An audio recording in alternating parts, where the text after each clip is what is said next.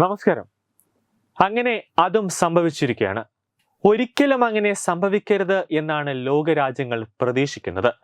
പക്ഷേ ഇപ്പോഴത്തെ പോക്ക് കണ്ടിട്ട് അങ്ങനെ ഉണ്ടാകുമെന്നാണ് തോന്നുന്നത്. അതാണ് യാഥാർത്ഥ്യം. കാരണം എന്താണ്? ആണവായുധങ്ങൾക്ക് റഷ്യ സ്വയം പ്രഖ്യാപിച്ചിരുന്ന താത്കാലിക മൊറട്ടോറിയം നീക്കിയിരിക്കുകയാണ്. ഹ്രസ്വ ഇടത്തരം ദൂര മിസൈലുകൾ വിന്യസിക്കുന്നതിന് ഏർപ്പെടുത്തിയിരിക്കുന്ന നിയന്ത്രണമാണ് നീക്കിയിട്ടുള്ളത്. ഇതൊരു സന്ദേശമാണ്. അതായത് നാറ്റോ സ്വീകരിക്കുന്ന റഷ്യ വിരുദ്ധ നയത്തിനെതിരെയുള്ള ശക്തമായ ഒരു സന്ദേശം. ആണവായുധങ്ങൾ ഞങ്ങൾ വെറുതെ ശക്തി കാണിക്കാൻ വച്ചിരിക്കുന്നതല്ല എന്നും വേണ്ടി വന്നാൽ എടുത്ത് പ്രയോഗിക്കും എന്നുമാണ് ഇതിലൂടെ റഷ്യ പറഞ്ഞു വയ്ക്കുന്നത്. മുൻ റഷ്യൻ പ്രസിഡന്റും നിലവിലെ റഷ്യൻ സുരക്ഷാ കൗൺസിലിന്റെ ഡെപ്യൂട്ടി ഹെഡ് കൂടിയായ ദിമിത്രി മെദ്വദേവാണ് ഇതൊരു പുതിയ യാഥാർത്ഥ്യമാണെന്നും കൂടുതൽ നടപടികൾ പ്രതീക്ഷിക്കുന്നുവെന്നും പ്രതികരിച്ചിട്ടുള്ളത്. ഇതോടെ റഷ്യയുടെ ഭാവിയിലെ പ്രതിരോധ തന്ത്രങ്ങളെക്കുറിച്ചുള്ള ആശങ്കകൾ വർദ്ധിക്കുകയാണ്. അമേരിക്കയെയും നാറ്റോ രാജ്യങ്ങളെയും കൂടുതൽ പ്രതിസന്ധിയിലേക്കാണ് ഈ തീരുമാനം തള്ളിവിട്ടിരിക്കുന്നത്. ഒരാവേശത്തിന് ഇറങ്ങി പുറപ്പെടുകയും ചെയ്തു. എന്നാൽ അതിപ്പോൾ നാറ്റോ രാജ്യങ്ങളും റഷ്യയും തമ്മിലുള്ള നേരിട്ടുള്ള യുദ്ധത്തിലേക്കുള്ള വഴികളാണ് വെട്ടിക്കൊണ്ടിരിക്കുന്നത്. ഇത്രയും കാലം ആണവായുധങ്ങൾക്ക് റഷ്യ സ്വയം പ്രഖ്യാപിച്ചിരുന്ന നിയന്ത്രണങ്ങൾ എടുത്തു കളഞ്ഞതോടെ അത് ഭീകര പ്രത്യാഘാതങ്ങൾക്ക് വഴിതെളിച്ചേക്കും. 10 ദിവസത്തിനുള്ളിൽ യുക്രൈനുമായുള്ള യുദ്ധം അവസാനിപ്പിച്ചില്ലെങ്കിൽ കൂടുതൽ കടുത്ത താരിഫുകളും ഉപരോധങ്ങളും ഏർപ്പെടുത്തേണ്ടി വരുമെന്നുള്ള അമേരിക്കൻ പ്രസിഡന്റ് ഡൊണാൾഡ് ട്രംപിന്റെ ഭീഷണിയെ മെദ്വദേവ് സ്വീകരിച്ചത് ഇസ്രയേലോ ഇറാനോ അല്ല റഷ്യ എന്ന് പ്രതികരിച്ചുകൊണ്ടായിരുന്നു. ഭീഷണി ഞങ്ങളോട് വേണ്ട എന്ന് ട്രംപിനെ ഓർമ്മപ്പെടുത്തിയ മെദ്വദേവിന് മറുപടിയായി ട്രംപ് റഷ്യൻ അതിർത്തിക്ക് സമീപം 2 ആണവ അന്തർവാഹിനികൾ പുനഃസ്ഥാപിക്കാൻ ഉത്തരവിട്ടിരുന്നു. അങ്ങനെ ഇരുചേരികളും തമ്മിലുള്ള പോര് മുറുകുന്ന സാഹചര്യത്തിലാണ് റഷ്യയുടെ പുതിയ നീക്കം. 2019 ട്രംപിന്റെ ആദ്യ ഭരണകാലത്താണ് INF ഉടമ്പടി ഉണ്ടായിരുന്നത്. അതായത് intermediate range nuclear force treaty എന്നാണ് ഇതിന്റെ പേര്. ശീതയുദ്ധകാലത്ത് അമേരിക്കയും സോവിയറ്റ് യൂണിയനും തമ്മിൽ ആണവായുധങ്ങൾ നിയന്ത്രിക്കാൻ വേണ്ടി ഒപ്പുവെച്ച ഒരു നിർണായക ഉടമ്പടിയിൽ നിന്ന് അമേരിക്ക പിന്മാറുന്നത്. ഇതിന് 2 കാരണങ്ങളുണ്ടായിരുന്നു. അതായത് ഒന്ന്, പുതിയ ക്രൂയിസ് മിസൈൽ വികസിപ്പിക്കുകയും പരീക്ഷിക്കുകയും ചെയ്തത് INF ഉടമ്പടിയുടെ ലംഘനമാണെന്ന് അമേരിക്കൻ ആരോപണമുണ്ടായിരുന്നു. ഈ മിസൈലിന് 500 കിലോമീറ്ററിലധികം ദൂരപരിധി ഉണ്ട് എന്നായിരുന്നു അമേരിക്കയുടെ വാദം. എന്നാൽ റഷ്യ ഈ ആരോപണങ്ങൾ നിഷേധിച്ചിരുന്നു. രണ്ടാമത്തെ കാരണം എന്താണ്? 2019 ട്രംപ് പ്രസിഡന്റായിരിക്കെ അമേരിക്ക ഔദ്യോഗികമായി ഉടമ്പടിയിൽ നിന്ന് പിന്മാറിയതാണ്. ഇതോടെ INF ഉടമ്പടി പൂർണ്ണമായും അസാധുവായി. അന്ന് അമേരിക്ക ആദ്യം ഇത്തരം മിസൈലുകൾ വിന്യസിച്ചാൽ മാത്രമേ റഷ്യയും അതിന് തുനിയൂ എന്ന് റഷ്യ വ്യക്തമാക്കിയിരുന്നു. എന്നാൽ ഇന്ന് സ്ഥിതിഗതികൾ അങ്ങനെയല്ല. കാര്യങ്ങളെല്ലാം തന്നെ മാറി മറിഞ്ഞിരിക്കുകയാണ്. യൂറോപ്പിലും ഏഷ്യ പസഫിക് മേഖലയിലുമുള്ള നാറ്റോയുടെ സൈനിക വിന്യാസങ്ങൾ റഷ്യയെ സംബന്ധിച്ചിടത്തോളം നേരിട്ടുള്ള സുരക്ഷാ ഭീഷണിയാണ്.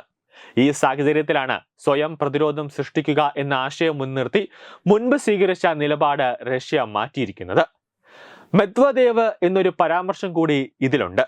അതായത് മെദ്വദേവ് എന്ന് പറയുന്നത് ഡെഡ് ഹാൻഡ് എന്നാണ് അർത്ഥം. അതായത് ശീതയുദ്ധകാലത്തെ ആണവ പ്രതിരോധ തന്ത്രങ്ങളെ ഓർമ്മിപ്പിക്കുന്ന തരത്തിലുള്ളതായിരിക്കും അത്. ഡെഡ് ഹാൻഡ് ഒരു ആണവ പ്രതിരോധ സംവിധാനമാണ്.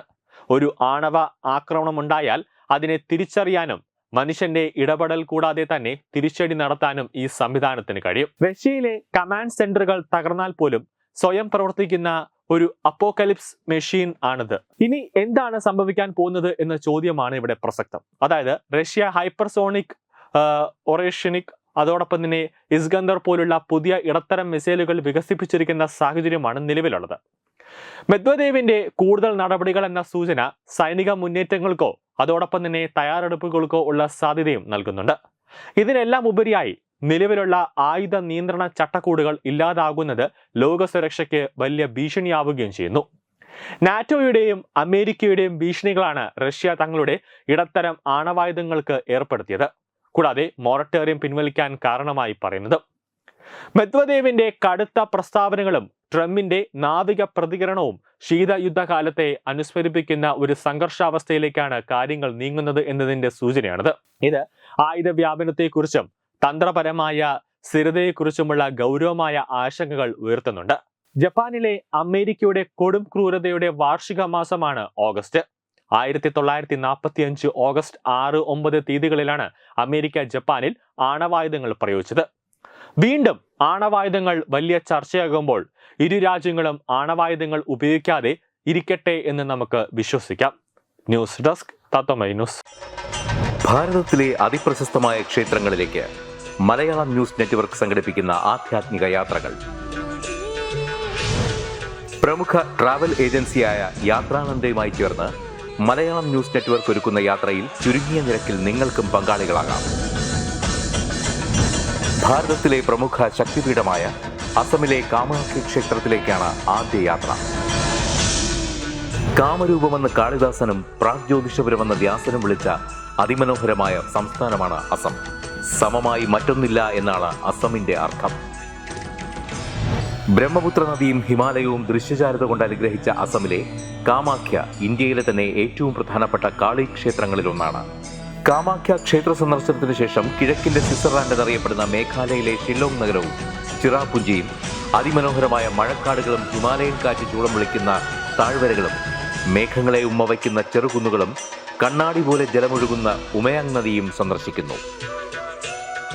ജീവിതത്തിൽ ഒരിക്കലെങ്കിലും കണ്ടിരിക്കേണ്ട ഈ അത്ഭുത ലോകത്തിലേക്ക് നിങ്ങളെ സ്വാഗതം ചെയ്യുന്നു. വിമാന ടിക്കറ്റും ചിലവുകളും ഉൾപ്പെടെ 65,000 രൂപ ചിലവ് വരുന്ന ഈ പാക്കേജ് 59,000 രൂപയ്ക്ക് മലയാളം ന്യൂസ് നെറ്റ്വർക്ക് നിങ്ങൾക്ക് ലഭ്യമാക്കുന്നു. ആദ്യം ബുക്ക് ചെയ്യുന്ന 5 പേർക്ക് 56,000 രൂപയ്ക്ക് ഏർലി ബേർഡ് ഓഫറും ലഭ്യമാണ്. കൂടുതൽ വിവരങ്ങൾക്ക് ഇനി പറയുന്ന നമ്പറിൽ ബന്ധപ്പെടുക. 8089001200 അല്ലെങ്കിൽ 7736549234.